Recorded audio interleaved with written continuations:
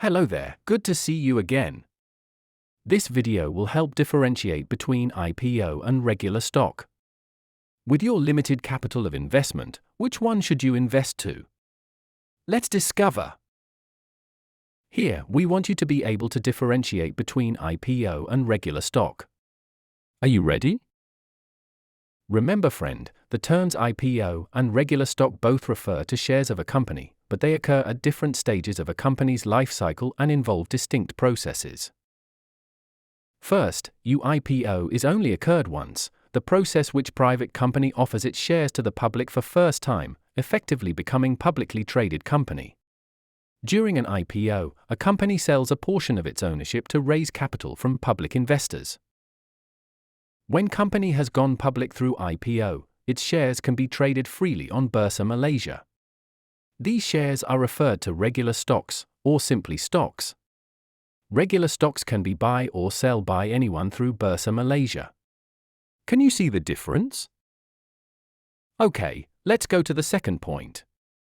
IPO represents the transition from being a private company to public company. It is a one-time event where a company makes its shares available to the public for first time.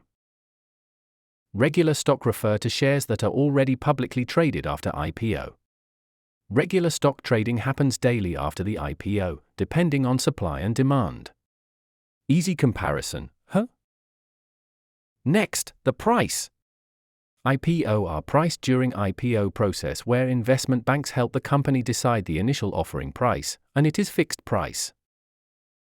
The price of regular stock is market-driven and fluctuates constantly based on factors such as investor demand, company performance, economic indicators, and market sentiment.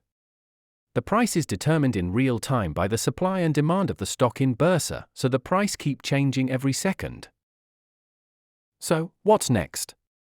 IPO are not always available to all investors. They are usually allocated to institutional investors and large individual investors before being offered to general public. Retail investors like us can only participate in IPO, but the allocation can be limited and depends on balloting. Regular stocks are widely available to all investors because you can simply trade it, buy or sell, at Bursa Malaysia during trading hours. It can be bought and sold freely through brokers or online trading platforms once the IPO process is complete and the stock starts trading. How about the risk? Well, IPO can be riskier because the company is newly public and lacks public track record for investors to analyze. Information is limited. IPO may experience high volatility as initial demand may surge or drop depending on market sentiment or the success of IPO offering. Regular stocks are typically less risky because the company has an established track record as publicly traded entity. You got the past data to analyze the performance of the company, but the price can still be volatile due to market conditions and investor sentiments. So, I know every investor prefers to buy stock of company that are common or well-known. IPO can generate significant hype and excitement in the market, especially if it is a well-known or rapidly growing company, such as 99 Speed Mart. No wonder the initial demand for shares can often drive the price up in the short term, even before regular stock trading begins. Regular stock usually less influenced by one-time market hype, although they may still be affected by major events such as earnings announcements, mergers, or product releases. The market sentiment for regular stock is driven more by the long-term company performance and broader economic conditions. Okay, I know that was a lot of information.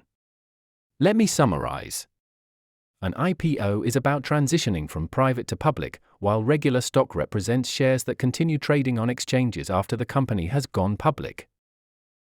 Did you get the basic differences? Good. Before I end this video, I leave one question to you to think. Throughout this lesson, what will you choose to start investing in stock market? Is it IPO or is it regular stock? You decide.